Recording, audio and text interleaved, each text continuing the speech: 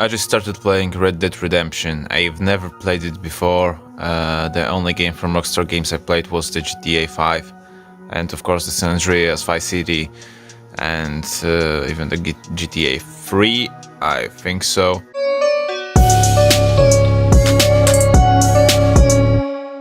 Okay, let's get to the metal beat pack.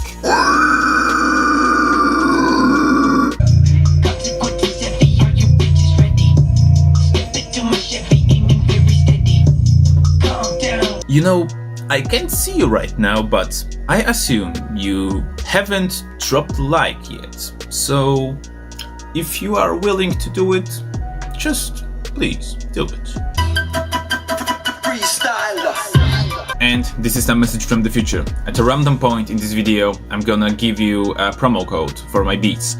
So, make sure you watched all the material, otherwise you won't get the code. I'm a businessman. So, that's the session with the metal beat. We have rhythm guitars, drum bass, 808s, and all the stuff behind it. Let's start with the guitars. For the guitars, I used the classic 14 nameless suite with the metal 8 string preset, which has this tight low end, so the 8th string is like bassy, but also is very punchy, very sharp.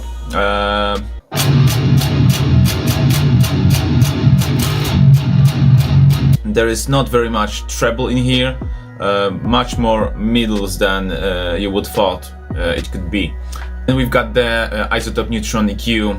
I boosted a little bit of 1 kHz, something before the 5K, and everything between 5K and 10K is just dynamically like scooped, because there would be no space for vocal and the guitars were like arguing with other parts of the beat.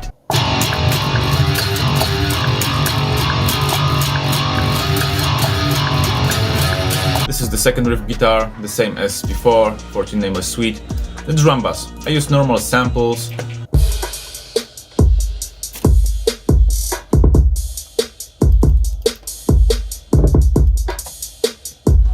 So what we got here is our traditional real samplomatic, a traditional sampler from Reaper, a little bit of EQ, a little bit of drive, Molot. Molot is one of the greatest free plugins you can get,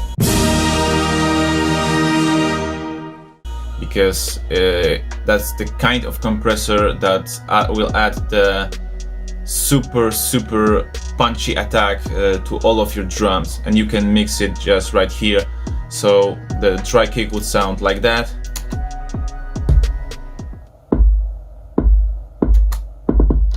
And it sounds like that. So it's got this tight little peak at the beginning for the attack, and the rest of it is like just bassy, punchy, and you know, motherfucking heavy.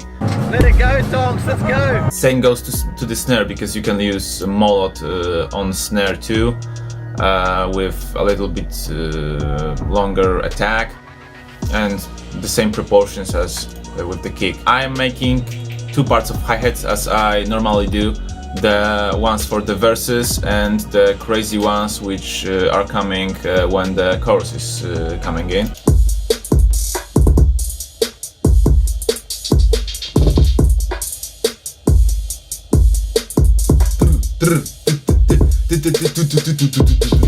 And also the kick has this thing right here. This is available in Reaper. I don't know how it's called in other DAWs, but this is the 50 Hz kicker. This thing just adds a sine wave, very low sine wave. You can edit the frequency right here, so you can make it lower or higher. It depends what sound you want to have. But if your kick is really dry, and I used a lot of overdrive on that kick, and it's lost a part of its bass, I think. So I used it to enhance this and to make it like more punchy. I think I'm not tall.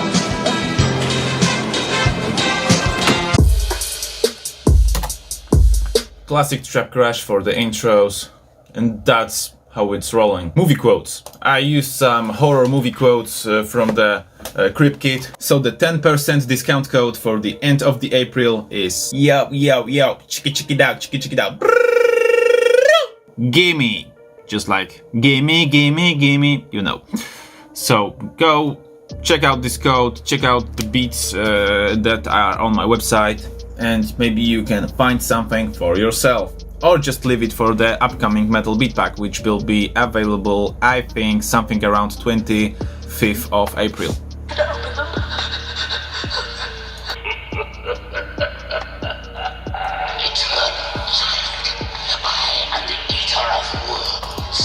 So that's what we have here. The screams are really important part in this beat because they are at the spookiness. Risers, traditional risers combined together with the gunshot.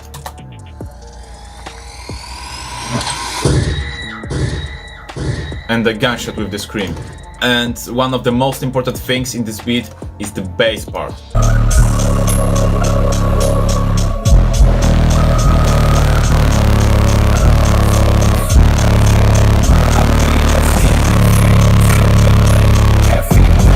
For the bass, I used a normal bass sample, normal alto 8 sample from, I don't know, a sample pack I have. A little bit of drive, then the sidechain compressor, then I cut off the higher frequencies and added a little bit of this middle BB4 2 kHz. And this is one of the most important parts, because what we have here is the exciter, the neutron exciter, which is in the tube mode, and it adds this fuzziness, this like growl to this bass. It's not like only 808, but boom. It's like you know what it's about. And the last part, the equalizer. It's mostly the dynamic equalizer, so I'm cutting the 300 Hz because I don't want this bass to sound too much like boxy. My name is Boxy. I've added a bunch of 1 kHz, something between 600 and 1000 Hz.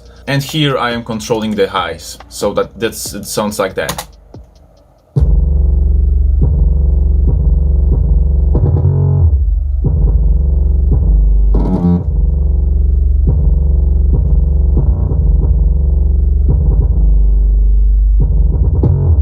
So it's growling, it's bassy, it's great.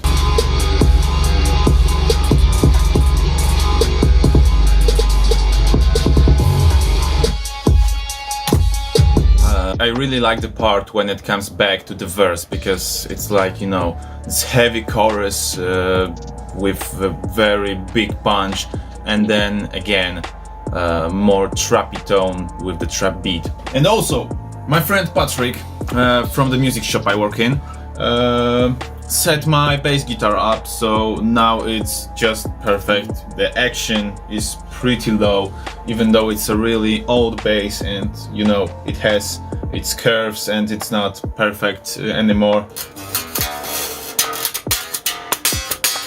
I think it's in the best shape since 1980. So guys, thank all of you who watched this episode till the end.